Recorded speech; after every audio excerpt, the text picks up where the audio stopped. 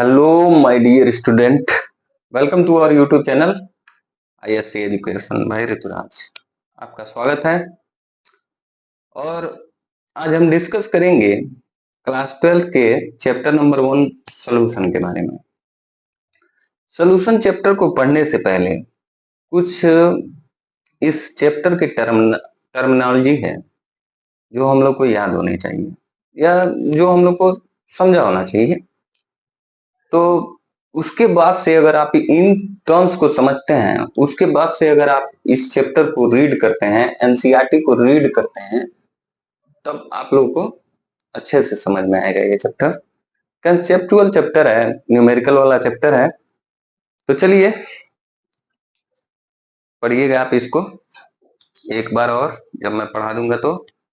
और उसके बाद से एनसीईआरटी को एक बार रीड कीजिएगा, काफी चीजें आप लोगों को समझ में आएंगी, क्योंकि NCERT is the complicated book, बहुत कॉम्प्लिकेटेड है, क्योंकि उसके एक शब्द में बहुत सारी चीजें कही गई हैं और उसी को मैं यहाँ पे सिंप्लीफाइड करता हूँ। और ये जो मेरे वीडियो होते हैं वो कंपटीशन के लिए भी सुटेबल होते हैं। तो चलिए सॉल्यूशन को हम लोग डिफाइन करते हैं सॉल्यूशन के डिफिनेशन से। तो सॉल्यूशन का डिफिनेशन है homogeneous mixture of two or more than two component is called solution. Solution जो है वो एक समांगी मिश्रण है दो या दो से अधिक कंपोनेंट्स का, तत्वों का। तो इसको लिख लीजिएगा आप लोग, homogeneous mixture of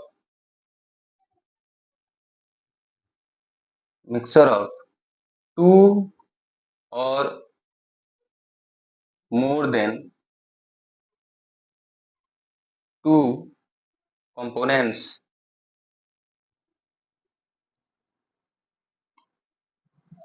is called solution. Solution solution जो होता है दो या दो से अधिक कंपोनेंट का मिक्सचर होता है। अब आप सोच रहे होंगे कि सर लिखवा रहे हैं, टाइम वेस्ट हो रहा है, तो ऐसा कुछ नहीं है। जब तक आप अपना एक सूटेबल नोट्स नहीं बनाएंगे, आपका आगे का तैयारी नहीं होगा। और ये देखिएगा, ये जो नोट्स आप बनाए रहेंगे, इसका भविष्य में भी आपको काफी लाभ मिलेगा। तो सॉल्यूशन में अगर हम देखें तो दो कंपोनेंट होते हैं, एक सॉल्यूट होता है प्लस एक सॉल्वेंट होता है। ये क्या बोल दिया सर ने, सॉल्यूट और सॉल्वेंट।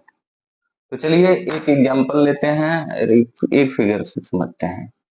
ये सपोज कीजिएगा कि 1 ग्लास ऑफ वाटर है, ये वाटर है, इसमें यहां तक वाटर भरा हुआ है। अब हम इसमें स्मॉल क्वांटिटी में नमक मिलाते हैं तो कितना मिलाते हैं, एक ही चम्मच मिलाते हैं, उससे भी कम साल्ट वाटर बना रहा है। तो इसमें हमने क्या मिला दिया, थोड़ा सा साल्ट मिला दिया। कुछ देर के बाद साल्ट डिस्पियर हो जाता है और ये सोल्यूशन बन जाता है, जिसमें आप लोगों को ना सॉल्यूट के पार्टिकल दिखते हैं ना सॉल्वेंट के पार्टिकल दिखते हैं। मतलब कि ये होमोजीनियस है, समान रूप से क्या है, मिक्स्ड है। ऐसे सॉल्यूशन को हम लोग होमोजेनियस बोलते हैं। उसका डिफिनेशन मैं अभी थोड़ी देर में बताऊंगा। तो इस केस में ये जो एग्जांपल था, इस केस में आप लोगों ने क्या समझा, इसमें अगर आप साइंटिफिकली देखें तो आपने यही समझा कि जो सॉल्यूट होता है वो smaller component of the solution. Solute जो होता है वो क्या होता है, स्मॉलर कंपोनेंट होता है सॉल्यूशन का। और ये जो होता है solvent, generally larger component of the solution. Larger component of the solution, ये क्या होता है सॉल्यूशन का, लार्जर कंपोनेंट होता है। तो ऐसे आप इसको डिफाइन भी कर सकते हैं। अब चलिए होमोजेनियस मिक्सर को समझते हैं। अगला जो है हमारा वो है होमोजेनियस मिक्सर। ये है होमोजेनियस, हेडिंग लगा लीजिएगा आप लोग, होमो होमोजीनियस मिक्सर। इसमें मैं एक सोल्यूशन लेता हूं NaCl प्लस वाटर का।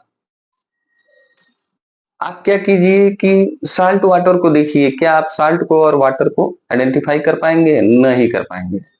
तो ऐसा सॉल्यूशन जिसमें हम लोग क्या कर सकें, cannot identify solute and solvent, identify solute and solvent. Solute और सॉल्वेंट को हम लोग आइडेंटिफाई नहीं कर पाते हैं, cannot identify solute plus solvent.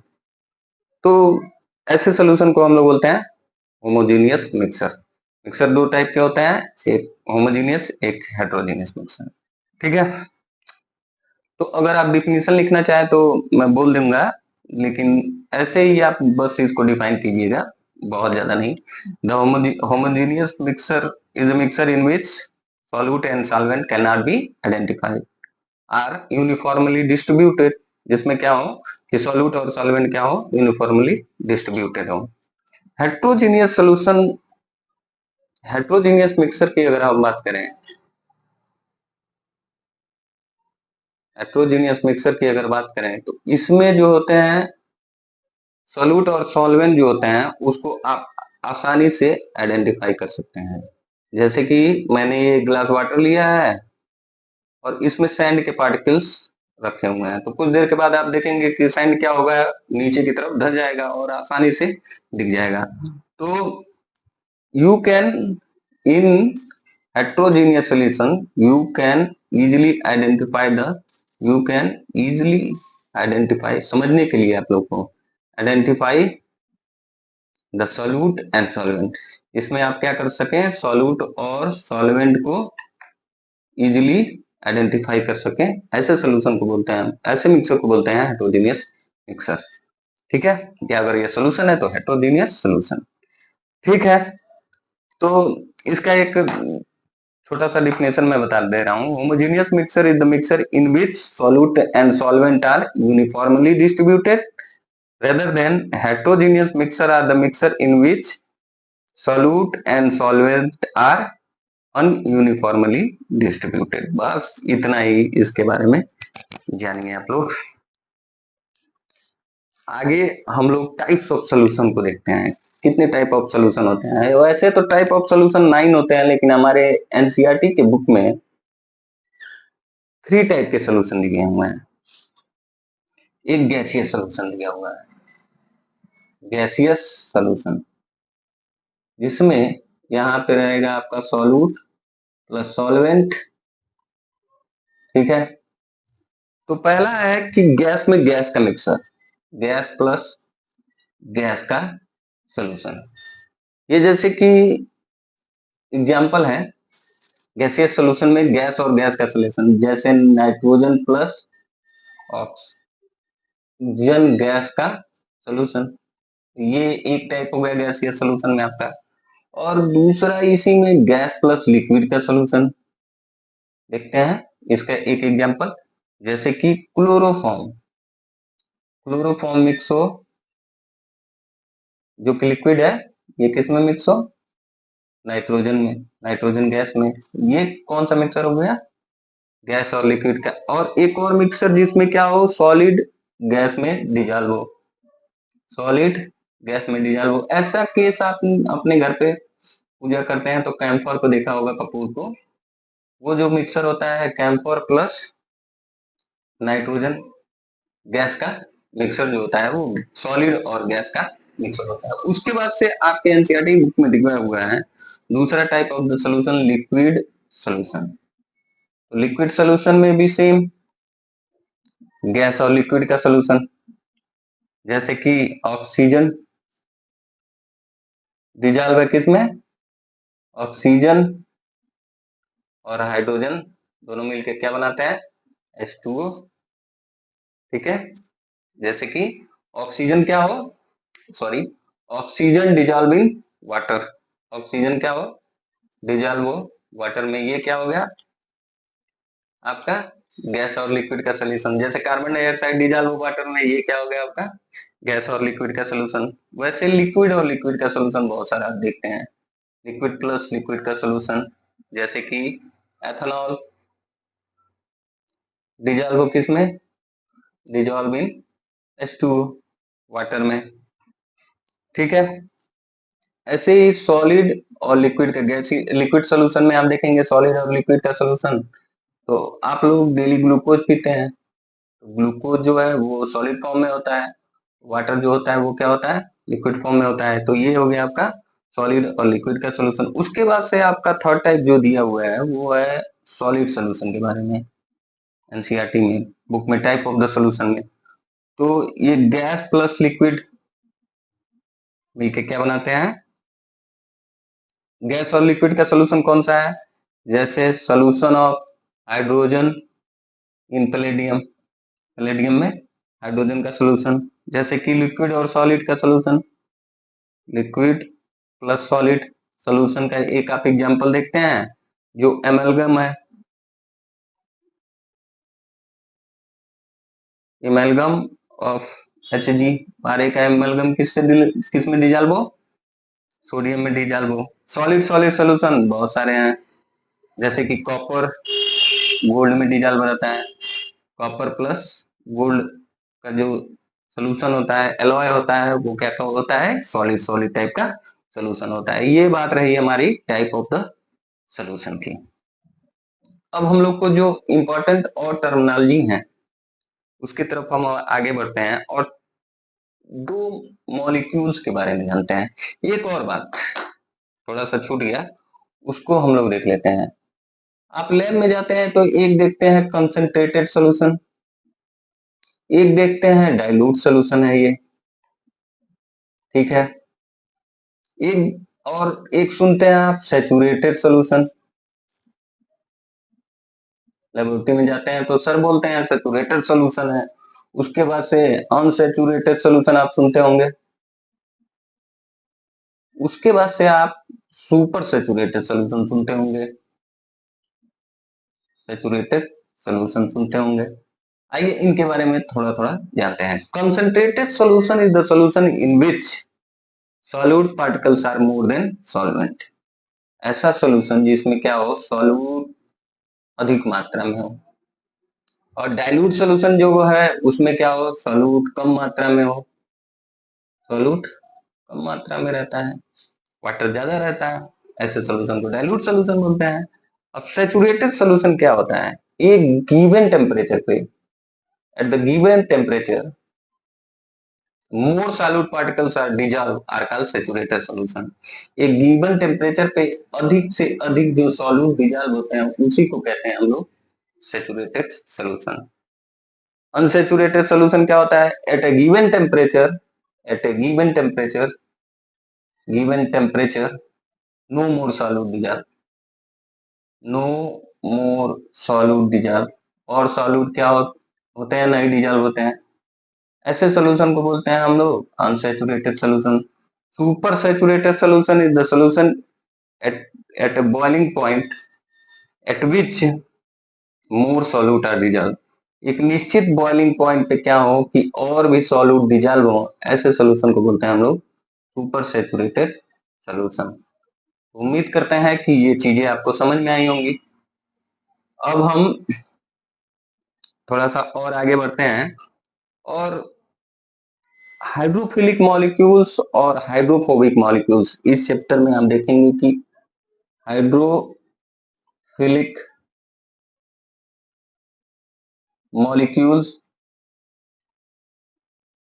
और हाइड्रोफोबिक मॉलिक्यूल क्या होते हैं, हाइड्रोफोबिक मॉलिक्यूल्स क्या होते हैं। तो हाइड्रोफिलिक जो वर्ड है दो वर्ड से मिलकर बना हुआ है, एक हाइड्रो प्लस फिलिक, ठीक है, हाई फिलिक, ठीक है। तो हाइड्रो का मतलब यहाँ है वाटर और फिलिक मतलब लव, मोहब्बत, ठीक है। तो ऐसा सॉल्यूट जो कि क्या करता हो, जो वाटर से लव करता हो, ऐसे सोल्यूशन को बोलते हैं हम लोग हाइड्रोफिलिक सोल्यूशन। इसमें क्या होता है कि जो सॉल्यूट होता है वो वाटर को लव करता है, मतलब वाटर से अटैच हो जाता है। तो जैसे कि आपका एक एग्जांपल है, एथेनॉल जो है वाटर में डिजॉल्व हो जाता है आसानी से। एथेनॉल प्लस वाटर का जो सोल्यूशन है वो क्या है, हाइड्रोफिलिक है। ये क्या है, हाइड्रोफिलिक सोल्यूशन है। ऐसे ही हाइड्रोफोबिक सोल्यूशन, हाइड्रो मीन्स होता है वाटर और फोबिक मीन्स होता है टू फियर।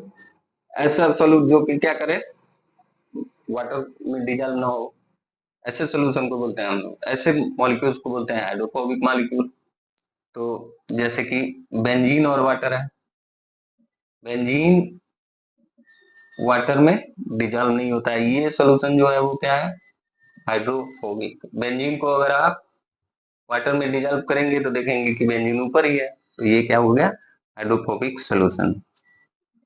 अब इस चैप्टर में, सोल्यूशन वाले चैप्टर में दिया हुआ है केवल लिक्विड सोल्यूशन के बारे में। तो liquid solution are of three types. जो लिक्विड सोल्यूशन होते हैं वो कितने टाइप के होते हैं, थ्री टाइप के। Liquid solution three types. पहला जो होता है आपका completely miscible liquid, completely miscible miscible liquid, ठीक है। और दूसरा है इमिसिबल लिक्विड, लिक्विड तीन टाइप के मिक्सर के आधार पे सोल्यूशन में इमिसिबल लिक्विड। और तीसरा है partially miscible miscible liquid, miscible liquid, partially miscible liquid. तो इन तीनों को थोड़ा थोड़ा डिफाइन कर देते हैं और इसमें हम एग्जांपल ले लेते हैं। कंप्लीटली मिक्सड लिक्विड, जैसे एथेनॉल जब वाटर में डिजॉल्व हो जाएगा तो एथेनॉल और वाटर दोनों को आप आइडेंटिफाई नहीं कर पाएंगे, ये जो मिक्सर बनेगा वो कंप्लीटली मिक्सड लिक्विड होगा, क्योंकि एथेनॉल भी वाटर लिक्विड है और वाटर लिक्विड है ही है। तो ऐसा लिक्विड जो एक दूसरे में इंटरमिक्स हो जाए, ऐसे लिक्विड को बोलते हैं हम लोग completely mixed liquid. The liquid which are intermixed with each other are called completely mixed liquid. जैसे कि आप कार्बन सल्फाइड और वाटर को डिजॉल्व करेंगे तो कार्बन सल्फाइड वाटर में डिजॉल्व नहीं होगा। बेंजीन को अगर आप वाटर में डिजॉल्व करेंगे, कुछ देर पहले मैंने बताया, तो ये डिजॉल्व नहीं होगा।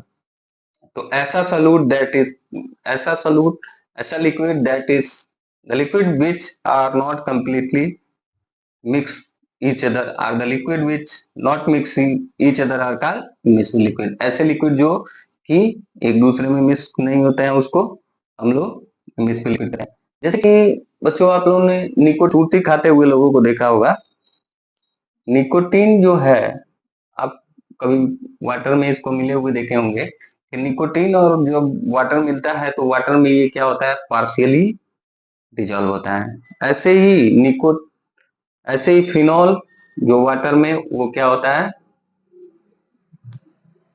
पार्शियली डिजॉल्व होता है।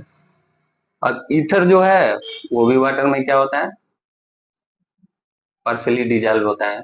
The mixture which are partially dissolve in liquid are called partially mixed liquid. ऐसे लिक्विड जो कि पार्शियली डिजॉल्व रहते हैं एक दूसरे में, ऐसे लिक्विड को हम लोग बोलते हैं पार्शियली मिक्सबल लिक्विड।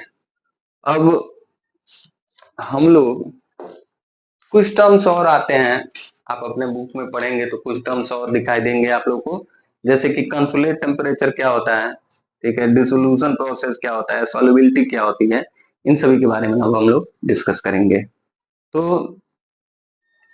पार्शियली मिक्सबल लिक्विड का अगर हम टेम्परेचर बढ़ाते हैं तो सॉल्युबिलिटी क्या होती है, इंक्रीज होती है, ठीक है। एक बात को याद रखिए कि जब हम पार्शियली मिक्सबल लिक्विड के टेम्परेचर को बढ़ाते हैं तो क्या होता है कि सॉल्युबिलिटी इंक्रीज होती है। ये एक मिक्सर है, ठीक है, इसमें इसमें दो कंपोनेंट है, नीचे आपका वाटर है, ठीक है, अब हम लोग समझ रहे हैं यहाँ पे कॉन्सुलेट टेम्परेचर को, थोड़ा सा ध्यान से सुनिएगा। कॉन्सुलेट टेम्परेचर क्या होता है इसको मैं बता रहा हूँ। टेम्परेचर, इस सोल्यूशन में एक तरफ फिनॉल है, फिनॉल और वाटर है, और एक तरफ आपका जो है वाटर और फिनॉल डिजॉल्व है। मान लेते हैं एक बार के लिए यहाँ पे आपका वाटर है, ठीक है, मैक्सिमम अमाउंट ऑफ आपको वाटर दिखेगा। तो ऊपर वाले सोल्यूशन में क्योंकि पार्शियली मिक्स है तो दो लेयर तो बनेंगे ही, एक नीचे एक ऊपर, ठीक है। तो इस वाटर वाले सोल्यूशन में देखेंगे तो आपका 5% फिनॉल होगा, ठीक है, और यहाँ पे फिनॉल का जो कंसेंट्रेशन होगा वो हाई होगा, लगभग 30% फिनॉल होगा, ठीक है। अगर आप टेम्परेचर को बढ़ाते जाएं, if we raise the temperature the solubility of partially mixed liquid increases। if, अब आपने क्या किया यहाँ पे, हीट दिया, ठीक है, हीट अप करना है इसको। जैसे हीट करेंगे तो क्या होगी, ये एक दूसरे में सॉल्युबल हो जाएंगे, मतलब कि सॉल्युबिलिटी बढ़ जाएगी। If we raise the temperature, जैसे ही हम लोग टेम्परेचर को बढ़ाते हैं, रेज का साइन मैंने लगा दिया, द सॉल्युबिलिटी ऑफ, जो सॉल्युबिलिटी होती है पार्शियली मिक्स्ड लिक्विड की, इंक्रीजेज, पार्शियली मिक्स्ड लिक्विड की वो क्या होती है, सॉल्युबिलिटी बढ़ती है। If we raise the temperature the solubility of partially liquid increases. अब देखिए, जब ये टेम्परेचर, अभी हम लोगों ने क्या किया, इसको, इस टेम्परेचर को बढ़ा दिया 69.5 डिग्री सेंटीग्रेड, जब हम टेम्परेचर करेंगे तो ये दोनों लिक्विड डिजॉल्व हो जाएंगे। तो ये जो टेम्परेचर होगा वो क्या कहलाएगा, कंसोलेट temperature. both liquids here, both liquid are mixed at this temperature, this temperature is called consolate temperature। तो इस तरह से हम लोग कंसोलेट टेम्परेचर का डिफिनेशन दे सकते हैं कि ऐसा टेम्परेचर जिस पे क्या हो कि पार्शियली मिक्स्ड लिक्विड डिजॉल्व हो जाए, ऐसे टेम्परेचर को हम लोग बोलते हैं consolute temperature. The temperature at which partially liquid are mix, the temperature at which, define कर दे रहे हैं, इसको लिख लीजिएगा आप लोग, विच पार्शियली, इसमें क्या हो कि पार्शियली मिक्स्ड लिक्विड डिजॉल्व हो, मिक्स्ड लिक्विड आर मिक्स्ड, ऐसा टेम्परेचर जिस पे क्या हो कि पार्शियली लिक्विड मिक्स हो जाए। अब बस हम लोग अंतिम पड़ाव पे पहुंच चुके हैं लेक्चर के, बस 10 मिनट या 5 मिनट और मैं आप लोग का लूंगा, उसके बाद से ये इंपॉर्टेंट टर्म्स जो हैं वो फिनिश हो जाएंगे। उसके बाद से हम लोग बात करते हैं डिसोल्यूशन प्रोसेस का। When solid is dissolved in water at a given temperature, this process is called dissolution process। ऐसा टेम्परेचर जिस पे क्या हो कि सॉलिड पार्टिकल डिजॉल्व हो जाए वाटर में, ऐसे टेम्परेचर को हम लोग कहते हैं, ऐसे प्रोसेस को कहते हैं हम लोग डिसोल्यूशन प्रोसेस। और ये टेम्परेचर क्या कहलाएगा, dissolution temperature. When solid is dissolved in water at a given temperature, this process is called dissolution process। When लिख लीजिए, when solid is dissolved in water, जब सॉलिड क्या हो, डिजॉल्व हो जाए वाटर में एट ए गिवन टेम्परेचर, किसी भी टेम्परेचर पे, temperature, this process is called, ये जो प्रक्रिया होती है, process is called dissolution process. ये जो प्रोसेस है वो डिसोल्यूशन प्रोसेस कहलाता है। ये प्रोसेस जो है वो डिसोल्यूशन प्रोसेस कहलाता है। ये जो रेट ऑफ डिजॉल्वेशन है वो फॉलोइंग फैक्टर पे डिपेंड करता है। द रेट ऑफ, लिख लीजिए, the rate of dissolution, the rate of dissolvation depends upon the following factor, depends upon the following factor. ये कुछ नीचे फैक्टर दिए हुए हैं, उन फैक्टर के ऊपर डिपेंड्स करता है। पहला हम बात करते हैं कि जैसे साइज ऑफ पार्टिकल्स, जैसे ही आप साइज ऑफ पार्टिकल्स में अल्टर करेंगे, जो डिजोल्वेशन है उसमें आपको चेंज देखने को मिलेगा। टेम्परेचर बढ़ाएंगे तो क्या होगा, डिजोल्वेशन आपको बढ़ने को दिखेगा। ऐसे ही जैसे ही कंसंट्रेशन ऑफ सोल्यूशन में आप चेंज करेंगे, डिजोल्वेशन रेट ऑफ डिजोल्वेशन आपके इंक्रीज या कंसंट्रेटेड और कंसंट्रेटेड ऑफ सोल्यूशन, इसमें आप अल्टर करेंगे तो ये क्या होगा, आप लोग को सॉल्युबिलिटी अलग देखने को मिलेगी। ऐसे ही अगर आप किसी चीज को स्टीयर करेंगे, स्टीयर मींस हिलाएंगे, तो भी क्या होगा, सॉल्युबिलिटी बढ़ेगी, रिजोल्यूशन बढ़ेगा। तो चलिए अब हम लोग सॉल्वेंट के बाद सॉल्युबिलिटी की बात करते हैं। ये सॉल्युबिलिटी क्या है, और यही हमारा अंतिम टॉपिक है जिसमें हम लोग